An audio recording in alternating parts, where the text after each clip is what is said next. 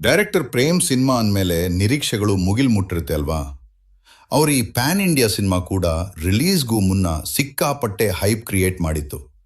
Cinema release ಆದಮೇಲೆ ಕೆಲವರು ಮೆಚ್ಕೊಂಡ್ರೂ ಕೂಡ ಬಾಕ್ಸ್ ಆಫೀಸ್ನಲ್ಲಿ ಮಾತ್ರ ಸಿನಿಮಾ ಅಂದ್ಕೊಂಡಷ್ಟು ಸಕ್ಸಸ್ ಕಾಣಲಿಲ್ಲ. ಅಷ್ಟಕ್ಕೂ ಈ ಸಿನಿಮಾ ಸೋಲೋಕೆ ಮೇನ್ ರೀಸನ್ಸ್ ಏನು, ಅದನ್ನೇ ಇವತ್ತಿನ ವಿಡಿಯೋದಲ್ಲಿ ಡೀಟೇಲ್ ಆಗಿ ನೋಡೋಣ ಬನ್ನಿ. ಮೊದಲನೇ ಕಾರಣ ಅದೇ ಹಳೆ ಕಥೆ.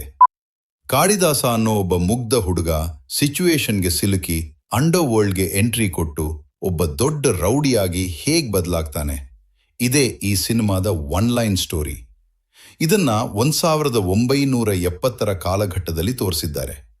ಕಥೆಗೆ ಬೇಕಾದ ಎಲಿಮೆಂಟ್ಸ್, ಇಂಟರ್ನಲ್ ಮತ್ತೆ ಎಕ್ಸ್ಟರ್ನಲ್ ಕಾನ್ಫ್ಲಿಕ್ಟ್ಗಳನ್ನೆಲ್ಲ ಡೈರೆಕ್ಟರ್ ಹೇಗೆಲ್ಲ ಬಳಸ್ಕೊಂಡಿದ್ದಾರೆ ಅಂತ ನೀವು ಸಿನಿಮಾ ನೋಡಿ ತಿಳ್ಕೋಬೇಕಾಗತ್ತೆ. ಆದರೆ ಬೇಸರದ ವಿಷಯ ಏನಂದ್ರೆ, ಈ ಥರದ ಸ್ಟೋರಿಗಳನ್ನ ನಾವೀಗಾಗಲೇ ಎಷ್ಟೋ ಸಿನಿಮಾಗಳಲ್ಲಿ ನೋಡಿ ಬೇಸತ್ತಿದ್ದೀವಿ. ಎಲ್ಲೋ ಒಂದೆರಡು ಸೀನ್ಗಳಲ್ಲಿ ಮಾತ್ರ ಸಿನಿಮಾ ಸ್ವಲ್ಪ ಡಿಫ್ರೆಂಟ್ ಅನ್ಸುತ್ತೆ ಅಷ್ಟೇ. ಇತ್ತೀಚೆಗಂತೂ ಇಂಟರ್ನೆಟ್ನಲ್ಲಿ ವರ್ಲ್ಡ್ ಸಿನಿಮಾ ನೋಡ್ತಿರೋ ಇಂದಿನ ಆಡಿಯನ್ಸ್ಗೆ ಈ ಸಬ್ಜೆಕ್ಟ್ ಅಷ್ಟಾಗಿ ಕನೆಕ್ಟ್ ಆಗೋದೇ ಇಲ್ಲ. ಎರಡನೇ ಕಾರಣ, ಕ್ಯಾರೆಕ್ಟರ್ ಬಿಲ್ಡಪ್ನಲ್ಲಿ ಕ್ಲಾರಿಟಿ ಇಲ್ಲ. ಇಲ್ಲಿ ಹೀರೋ ಕಾಳಿದಾಸನಿಗೆ ಲೈಫ್ನಲ್ಲಿ ಸ್ಪಷ್ಟವಾದ ಒಂದು ಗೋಲ್ ಅನ್ನೋದೇ ಎಲ್ಲೂ ಕಾಣಿಸಲ್ಲ. ಉದಾಹರಣೆಗೆ ಪ್ರೇಮ್ ಅವರ ಹಳೆ ಸಿನಿಮಾಗಳನ್ನೇ ತಗೊಳ್ಳೋಣ. ಎಕ್ಸ್ಕ್ಯೂಸ್ ಮೀ ಸಿನಿಮಾದಲ್ಲಿ ಹಳ್ಳಿಯಿಂದ ಬಂದ ಅಜಯ್, ಅವನ ಮ್ಯೂಸಿಕ್ಗೆ ಫ್ಯಾನ್ ಆದ ಮಧು, ಇಬ್ರು ಒಬ್ರನ್ನೊಬ್ರು ನೋಡ್ದೆ, ಪರಿಚಯ ಇಲ್ದೆ ಲವ್ ಮಾಡ್ತಾರೆ. ಕೊನೆಯಲ್ಲಿ ಅವರಿಬ್ರು ಒಂದಾಗ್ತಾರಾ ಇಲ್ವಾ ಅನ್ನೋ ಒಂದೇ ಒಂದು ಪ್ರಶ್ನೆ ಆಡಿಯನ್ಸ್ನ ಸೀಟ್ ತುದಿಗೆ ಬಂದು ಕೂರೋ ಹಾಗೆ ಮಾಡ್ತಲ್ವಾ. ಯಾಕಂದ್ರೆ ಅಲ್ಲಿ ಕಥೆಗೆ ಮತ್ತೆ ಮೇನ್ ಕ್ಯಾರೆಕ್ಟರ್ಗೆ ಒಂದು ಸ್ಟ್ರಾಂಗ್ ಆದ ಗುರಿ ಇತ್ತು.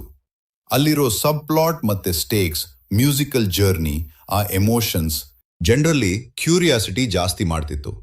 ಇನ್ನು ಅವ್ರದೇ ಕೆರಿಯರ್ನ ಬಿಗ್ಗೆಸ್ಟ್ ಹಿಟ್ ಸಿನಿಮಾ ಜೋಗಿ ತಗೊಳ್ಳಿ. ಬದುಕು ಕಟ್ಟಿಕೊಳ್ಳೋಣ ಅಂತ ಬೆಂಗಳೂರಿಗೆ ಬರೋ ಹಳ್ಳಿಯ ಮುಗ್ಧ ಹುಡುಗ ಗೊತ್ತಿಲ್ಲದೆ ಅಂಡರ್ ವರ್ಲ್ಡ್ಗೆ ಸಿಕ್ಕಾಕೊಳ್ತಾನೆ. ತನಗಿಂತ ಹೆಚ್ಚಾಗಿ ಪ್ರೀತಿಸೋ ಅಮ್ಮನನ್ನ ಅವನು ಮತ್ತೆ ನೋಡ್ತಾನಾ ಇಲ್ವಾ ಅನ್ನೋ ಆ ಎಮೋಷನಲ್ ಜರ್ನಿಯೇ ಚಿತ್ರದ ಜೀವಾಳವಾಗಿತ್ತು. ಆ ಗೋಲ್, ಆ ಕ್ಯಾರೆಕ್ಟರ್ನ ಇಂಟೆನ್ಸಿಟಿನ ನಮಗೆ ಫೀಲ್ ಮಾಡಿಸ್ತು. ಆದ್ರೆ ಇವಾಗಿನ ಈ ಸಿನಿಮಾಗೆ ಬರೋದಾದ್ರೆ, ನಮ್ ಹೀರೋಗೆ ಲೈಫ್ನಲ್ಲಿ ಸ್ಪಷ್ಟವಾದ ಒಂದು ಗೋಲ್ ಇಲ್ಲದೆ ಇರೋದ್ರಿಂದ ಆಡಿಯನ್ಸ್ಗೆ ಅವನ ಪಾತ್ರದ ಜೊತೆ ಕನೆಕ್ಟ್ ಆಗೋಕೆ ಸಾಧ್ಯನೇ ಆಗಲ್ಲ. ಯಾವಾಗ ಕ್ಯಾರೆಕ್ಟರ್ಗೆ ಒಂದು ಸ್ಟ್ರಾಂಗ್ ಆದ ಉದ್ದೇಶ ಇರೋದಿಲ್ವೋ ಅವಾಗ ಸಿನಿಮಾದಲ್ಲಿ ಬರೋ ಫೈಟ್ಸ್ ಆಗ್ಲಿ, ಎಮೋಷನ್ಸ್ ಆಗ್ಲಿ ಜನರಿಗೆ ಕನೆಕ್ಟ್ ಆಗಲ್ಲ. ಬದಲಿಗೆ ಅದನ್ನ ನೋಡಿ ಕೇವಲ ಸುಸ್ತಾಗತ್ತೆ ಅಷ್ಟೇ.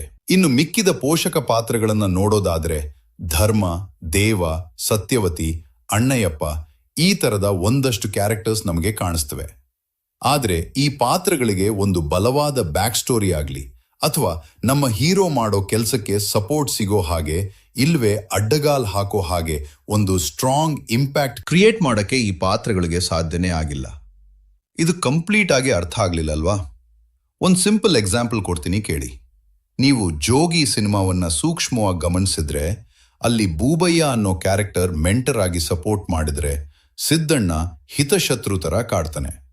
ಇನ್ನು ನಿವೇದಿತಾ ಪಾತ್ರ ತಾಯಿ ಮಗನನ್ನ ಒಂದು ಮಾಡಕ್ಕೆ ತನ್ನದೇ ಆದ ರೀತಿಯಲ್ಲಿ ಹೆಲ್ಪ್ ಮಾಡ್ತಾಳೆ. ಹೀಗೆ ಎಲ್ಲಾ ಪಾತ್ರಗಳು ಹೀರೋ ಸುತ್ತಲೇ ಇರೋದ್ರಿಂದ ಆ ಕಥೆಗೆ ಒಟ್ಟಾರೆ ಪಾತ್ರಗಳು ಒಂದು ಪಕ್ಕಾ ಜಸ್ಟಿಫಿಕೇಶನ್ ಕೊಡ್ತವೆ. ಆದ್ರೆ ಈ ಕೆಡಿ ಸಿನಿಮಾಗೆ ಬರೋದಾದ್ರೆ, ಫಸ್ಟ್ ಹಾಫ್ ಮುಗಿಯೋವರೆಗೂ ಯಾವ ಪಾತ್ರಗಳು ಕಥೆಗೆ ಅಂಟಿಕೊಂಡ ಹಾಗೆ ಕಾಣಿಸಲ್ಲ. ಎಲ್ಲೋ ತೇಲಾಡ್ತಿರೋ ತರ ಅನ್ಸುತ್ತೆ. ಈ ಒಂದು ಕ್ಲಾರಿಟಿ ಇಲ್ದ ಕಾರಣದಿಂದಲೇ ಆಡಿಯನ್ಸ್ಗೆ ಸಿನಿಮಾ ತುಂಬಾ ಲ್ಯಾಗ್ ಆಗ್ತಿದೆ ಅಂತ ಫೀಲ್ ಆಗೋಕೆ ಶುರುವಾಗುತ್ತೆ. ನಿಜ ಹೇಳ್ಬೇಕಂದ್ರೆ ಸಿನಿಮಾದ ಫಸ್ಟ್ ಹಾಫ್ ಆ ಅಂಡರ್ ವರ್ಲ್ಡ್ ಪ್ರಪಂಚವನ್ನ ಬಿಲ್ಡ್ ಮಾಡೋದ್ರಲ್ಲೇ ಸಿಕ್ಕಾಪಟ್ಟೆ ತಡಕಾಡುತ್ತೆ. ಅಲ್ಲೇ ತುಂಬಾ ಟೈಮ್ ವೇಸ್ಟ್ ಮಾಡಿಬಿಟ್ಟಿದ್ದಾರೆ. ಯಾಕಂದ್ರೆ ಯಾವುದೇ ಸಿನಿಮಾ ಆದ್ರೂ ಒಂದು ಗಟ್ಟಿಯಾದ ಪ್ರೆಮಿಸ್ ಸೆಟ್ ಮಾಡದೆ ಹೋದ್ರೆ ಆಡಿಯನ್ಸ್ ಕಥೆಗೆ ಹುಕ್ ಆಗೋಕೆ ಚಾನ್ಸೇ ಇಲ್ಲ. ಮೂರನೇ ಕಾರಣ, ಸಂಭಾಷಣೆ. ಒಂದು ಕಥೆಗೆ ಡಯಲಾಗ್ಸ್ ಎಷ್ಟು ಇಂಪಾರ್ಟೆಂಟ್ ಅನ್ನೋದಕ್ಕೆ ಡೈರೆಕ್ಟರ್ ಪ್ರೇಮ್ ಅವರ ಹಳೆಯ ಸಿನಿಮಾಗಳೇ ಸಾಕು. ನೋಡಿ, ಆ ಚಿತ್ರಗಳಲ್ಲಿ ಬರೋ ಒಂದೊಂದು ಡೈಲಾಗ್ ಕೂಡ ಪ್ರೇಕ್ಷಕರನ್ನ ಎಷ್ಟು ಎಮೋಷನಲ್ ಆಗಿ ಕನೆಕ್ಟ್ ಮಾಡ್ತವೆ ಅಲ್ವಾ? ಆದ್ರೆ ಈ ಸಿನಿಮಾಗೆ ಬರೋದಾದ್ರೆ, ಕೇವಲ ಮಾಸ್ ಆಡಿಯನ್ಸ್ ಖುಷಿ ಪಡ್ಲಿ, ಥಿಯೇಟರ್ಲಿ ಚಪ್ಪಾಳೆ, ಶಿಳ್ಳೆ ಬೀಳ್ಲಿ ಅನ್ನೋ ಒಂದೇ ಉದ್ದೇಶ ಇಟ್ಟುಕೊಂಡು ಡೈಲಾಗ್ ಬರ್ದಿರೋ ಹಾಗಿದೆ. ಆ ಕಥೆಗೂ ಇವರು ಆಡೋ ಮಾತಿಗೂ ಮತ್ತು ಆ ಕಿರುಚಾಟಕ್ಕೂ ಒಂದಕ್ಕೊಂದು ಲಿಂಕ್ ಇಲ್ಲದೆ ಇರೋ ತರ ನಮ್ಗನ್ಸುತ್ತೆ. ಪ್ರೇಮ್ ಅವರು ಈ ಸಲ ಸ್ಕ್ರೀನ್ ಪ್ಲೇನಲ್ಲೇನೂ ದೊಡ್ಡ ಚೇಂಜಸ್ ಮಾಡಿಲ್ಲ.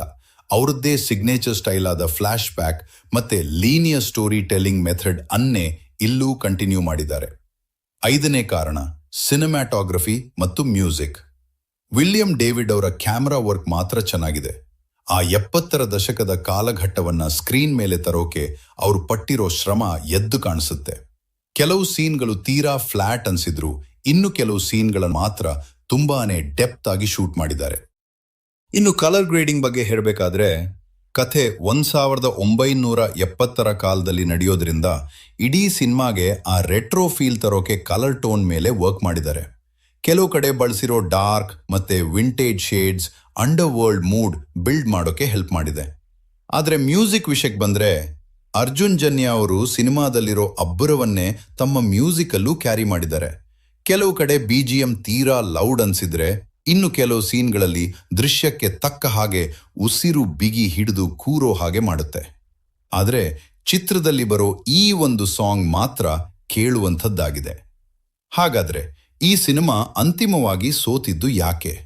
ಯಾವುದೇ ಒಂದು ಸಿನಿಮಾ ಫ್ಲಾಪ್ ಆದಾಗ ಕಥೆ ಮತ್ತೆ ಡೈರೆಕ್ಷನ್ನ ವಿಮರ್ಶೆ ಮಾಡೋದನ್ನ ಕೆಲವರು ತಪ್ಪಾಗಿ ತಿಳ್ಕೊಳ್ತಾರೆ. ಆದರೆ ಈ ಕಥೆ ಮತ್ತೆ ಡೈರೆಕ್ಷನ್ ಅನ್ನೋ ಮೇನ್ ಪಿಲ್ಲರ್ಸ್ ಗಟ್ಟಿಯಾಗಿದ್ರೆ ಸ್ಕ್ರೀನ್ ಪ್ಲೇ, ಡೈಲಾಗ್ಸ್, ಕ್ಯಾರೆಕ್ಟರ್ಸ್ ಎಲ್ಲವೂ ತಂತಾನೇ ಗೆದ್ಬಿಡ್ತವೆ. ಇಲ್ಲಿ ಮುಖ್ಯವಾಗಿ ಸೋತಿದ್ದು ಕಥೆ. ಒಂದು ವೇಳೆ ಕಥೆ ಗೆದ್ದಿದ್ರೆ ಖಂಡಿತ ಡೈರೆಕ್ಷನ್ ಕೂಡ ಗೆಲ್ಲುತ್ತಿತ್ತು. ಸಿನಿಮಾದ ಪ್ಲಾಟ್ ಗಟ್ಟಿಯಾಗಿದ್ರೆ ಪಾತ್ರಗಳು ಅಷ್ಟೇ ಪವರ್ಫುಲ್ ಆಗಿರ್ತಾ ಇದ್ದವು. ಒಬ್ಬ ಮುಗ್ಧ ಹುಡುಗ ರೌಡಿಯಾಗೋ ಕಥೆಗಳು ಹಿಂದೆಯೂ ಗೆದ್ದಿವೆ, ಮುಂದೆಯೂ ಗೆಲ್ಲುತ್ತವೆ. ಆದರೆ ಅದನ್ನು ಹೇಳೋ ರೀತಿ ತುಂಬಾನೇ ಇಂಪಾರ್ಟೆಂಟ್. ಪ್ರೇಮ್ ಅವರ ಹಳೆ ಸಿನಿಮಾಗಳನ್ನೇ ನೋಡಿ. ಕರಿಯ ಸಿನಿಮಾದಲ್ಲಿ ಒಂದು ಬ್ಯೂಟಿಫುಲ್ ಲವ್ ಥೀಮ್ ಇತ್ತು. ಜೋಗಿ ಸಿನಿಮಾದಲ್ಲಿ ಅಮ್ಮನ ಸೆಂಟಿಮೆಂಟ್ ಇತ್ತು. ಆ ಮಾದೇಶನ ಕ್ಯಾರೆಕ್ಟರ್ ಆಗಲಿ, ಕರಿಯನ ಕ್ಯಾರೆಕ್ಟರ್ ಆಗಲಿ ಸಿನಿಮಾ ಮುಗಿದು ಥಿಯೇಟರ್ನಿಂದ ಹೊರಗೆ ಬಂದರೂ ನಮ್ಮನ್ನ ಕಾಡ್ತಾ ಇತ್ತಲ್ವಾ?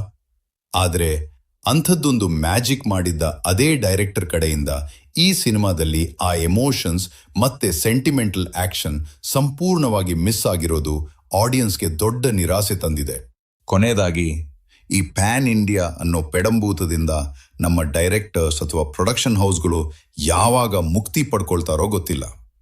ಕಥೆಯಲ್ಲಿ ದಮ್ಮು ಇಲ್ದಿದ್ರು ಅದನ್ನು ಸುಮ್ಮನೆ ಸೆಕೆಂಡ್ ಪಾರ್ಟ್ಗೆ ಅಂತ ಎಳೆದಾಡೋದು ಮತ್ತೆ ಈ ಲಾರ್ಜರ್ ದೆನ್ ಲೈಫ್ ಆಕ್ಷನ್ ಸಿನಿಮಾಗಳ ಕ್ರೇಜ್ಗೆ ಬಿದ್ದು ಕಥೆಯ ಮೂಲ ಸತ್ವವನ್ನೇ ಕಳೆದುಕೊಳ್ಳೋದು ಇತ್ತೀಚೆಗೆ ಜಾಸ್ತಿ ಆಗ್ಬಿಟ್ಟಿದೆ. ಎನಿವೇಸ್, ಮುಂದಿನ ದಿನಗಳಲ್ಲಿ ಈ ಪ್ಯಾನ್ ಇಂಡಿಯಾ ಕ್ರೇಜ್ ಬಗ್ಗೆ ಇನ್ನೂ ಡೀಟೇಲ್ ಆಗಿ ಮಾತಾಡೋಣ. ಇದಿಷ್ಟು ಇವತ್ತಿನ ವಿಡಿಯೋದ ಹೈಲೈಟ್ ಸ್ನೇಹಿತರೆ. ನಿಮಗೆ ಈ ವಿಡಿಯೋ ಇಷ್ಟ ಆಗಿದ್ರೆ ಲೈಕ್ ಮಾಡಿ, ಇನ್ಫಾರ್ಮೇಶನ್ ಯೂಸ್ಫುಲ್ ಅನ್ಸಿದ್ರೆ ಸಬ್ಸ್ಕ್ರೈಬ್ ಮಾಡಿ. ಹಾಗೆ ಈ ಸಿನಿಮಾ ಬಗ್ಗೆ ನಿಮ್ಮ ಒಪಿನಿಯನ್ ಏನು ಅನ್ನೋದನ್ನ ತಪ್ಪದೆ ಕಮೆಂಟ್ ಮಾಡಿ ತಿಳಿಸಿ. ಜೈ ಭುವನೇಶ್ವರಿ. ಮುಂದಿನ ವಿಡಿಯೋದಲ್ಲಿ ಮತ್ತೆ ಸಿಗೋಣ. Thank you.